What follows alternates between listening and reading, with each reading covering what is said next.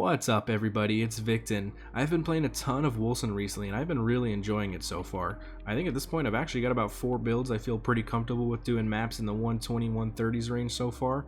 Nothing too crazy high since I've been trying to stick to builds that I can make guides for that don't abuse any of these broken nodes or skills or anything like that. So once it eventually does get hot fixed, it's not going to break the builds and we should be good to go. With all that time played and research I've done on these builds so far, I went ahead and posted a written guide for this build specifically on a website called Wolcen Universe, which is a passive tree and build list website, and did get a whole bunch of views. I think it's actually the second most viewed on their website right now. That is before the site kind of broke a few days ago, so I do hope the link works. I will post a secondary link to a website called wolcen.dev, so hopefully between one of those two it should work. But yeah, I figured let's go ahead and get a proper build guide out so that people can see the gameplay alongside the guide. Now, before we get into the meat and potatoes here, and something I always like to do, I'm going to go ahead and roll some gameplay footage in the background while we chat, just so you can kind of see what it looks like and if it's something that you're even interested in. And just as an FYI, what you'll be seeing here is some maps in the 120 range. Alright, so before we go, just a super quick note. As y'all know, this game is still pretty new and there's still a whole lot of theory crafting going on, so everything in here is basically just coming from me trying things out and seeing what changes to stats and to skills due to my damage and survivability. There could be better ways to do any of this, so if there is something that y'all found that isn't like a bug or an exploit or something that's kind of unintended, feel free to throw a comment down below, and if I need to change up the build around or do an update, I certainly don't mind doing that. Okay, so we're going to start off with the gear. On the screen here you'll see some of the pieces that I'm using. You'll get a good idea of what stats you need by just kind of taking a look at the screen in the middle there. So feel free to pause the video, or if you want to write it down, take a screenshot, however you want to do. But you'll see the optimal affix list of what stats we're going to go for and an order of importance as well. Flat damage being the most important, of course, because that's kind of how we're scaling the build. In general in Wolcen, scaling with flat damage is really big for both spell builds and for attack builds. That could change in the future, but right now it's definitely king. Any of those flat rolls are huge and really increase your damage by quite a bit. We're also using material damage, so make sure you prioritize physical, rend, and toxic. Next we scale ferocity as our main stat. This gives you quite a bit of crit, and we're going to be going for those big boy crits with this build, so try and get it all on all of your gear if possible. If not, let's prioritize those other stats as well.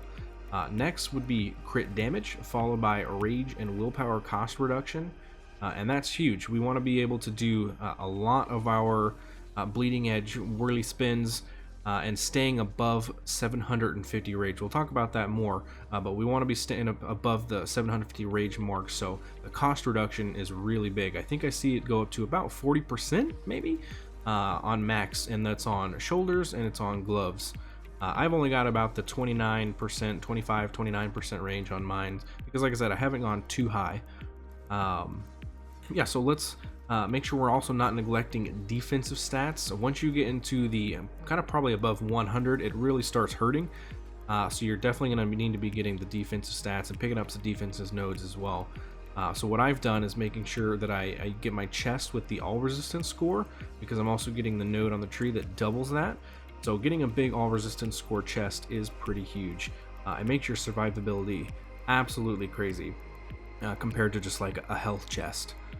One thing I should mention as well is in higher level maps you'll eventually see the affix that gives you more damage per unspent 100 rage. This is a pretty huge node. I don't personally have it right now, but if you do see that when you're in the higher level maps, go ahead and pick that up if it also has some of these other stats on it as well, and it'll be a pretty good boost to your damage. Alright, so let's look at the skill tree. As I mentioned earlier, I will post the skill tree in the description.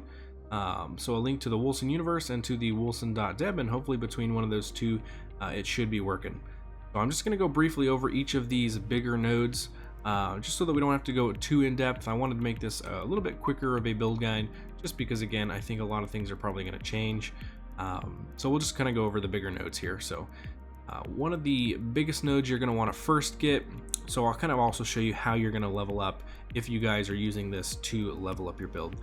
One of the first nodes you're going to want to get is this, just for the extra critical strike chance. This helps out spamming your abilities, generates a pretty good bit of rage, rates cost reduction here as well. So this little cluster is really good for rage gaining and spending. It just helps out quite a bit.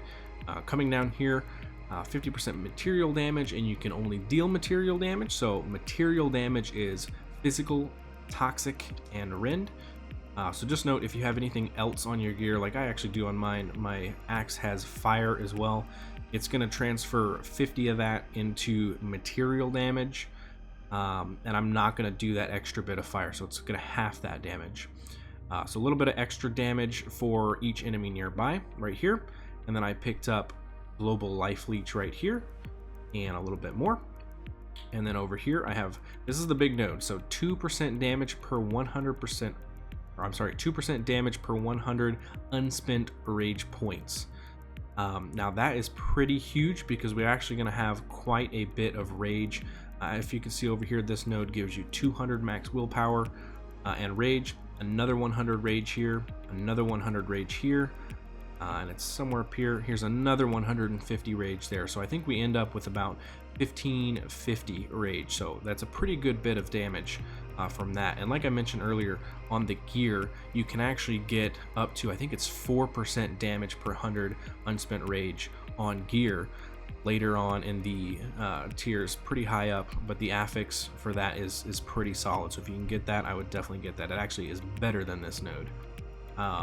So over here, this is probably the biggest thing that you want to rush as soon as possible. So your willpower regeneration is applied to rage instead. So instead of you passively generating willpower, you're actually passively generating rage. So that's huge. And then this one right here is also massive. Those skills have a lot more rage cost when it's above 750, but you deal double damage with that skill. So that's why we're trying to stay above 750 rage as much as possible, because if you are above that 750 rage, you're dealing double damage. So pretty huge. I went over here and I got this next. So that's what I was talking about with the probing weakness.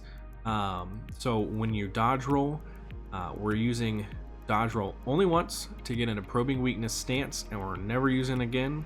We're using Wings of Ishmir, so you can jump around with that, and that uses your stamina points, and that's your mobility skill, because we want to stay in probing weakness. And as you can see here, it is a 10% chance to deal double damage, and then the one behind it is an additional 5. So basically, if you're in that stance, you have a 15% chance to deal double damage. So that's huge. So that's even more double damage. So you double your damage here, and then you double your damage here again. So that's why you're doing pretty big crits. I came up here next and I got extra critical strike damage. So I think I have about 58% critical strike chance on this build. So you're doing crits very frequently. So that minus 30% damage is really nothing, especially compared to 100% critical damage you're gaining. So that's pretty huge. This is a huge defensive node. So as you can tell here, so what I'm using is the chest piece that gives you all resistance score equal to your all resistance score on your heavy chest piece. So basically it just doubles your all resistance score. So that's huge for me, and it massively improved my survivability. Once I hit the 100 map level, I kind of started struggling as far as defensive. I literally equipped this node and put on an all resist chest, and I was totally fine, and I can go 230 no problem, and the sky's the limit. I think I can keep going. It's just a matter of time, and it's really just because of this node, and this node behind it as well. I think I have heard that it's a little bugged right now, and if you use the same type of armor, you actually don't get the bonus. So for example, if you're using the heavy piece for the chest and another heavy for your helmet, it doesn't work. So until that gets fixed, just use a different type of helmet.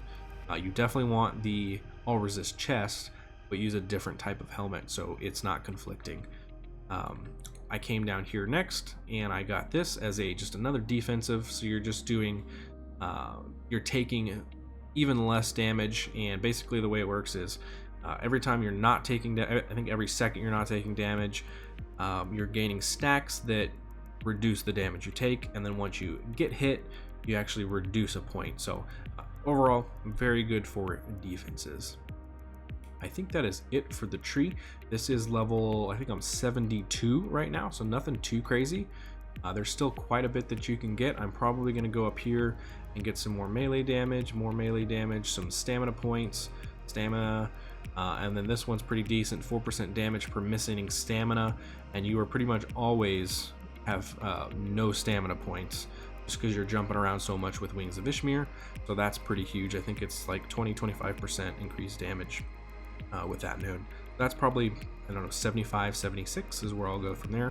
So that's probably it for now. If I do play this more, which I certainly will, I will update the build guide on Wolcen Universe and Wolcen.dev, and it will be updated for that. Alright, so let's chat about gems next. So basically what you're seeing here is a lot of defensive stuff going on, especially for my chest, my helmet, and my legs. I'm just rolling maximum HP for those, just for a little bit of defense.